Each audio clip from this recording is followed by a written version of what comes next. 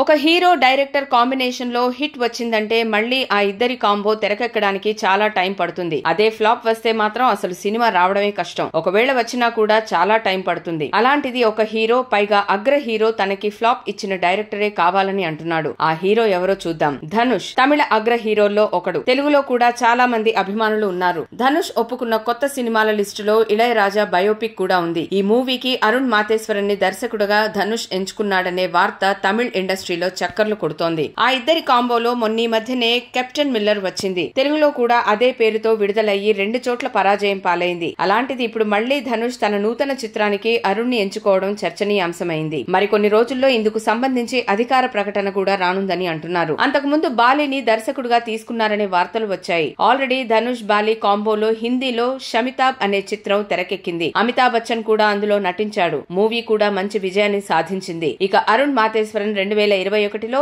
Rocky చిత్రంతో దర్శకుడిగా పరిచయం అయ్యాడు. అంతకుముందు డైలాగ్ రైటర్ గా కూడా పనిచేశాడు.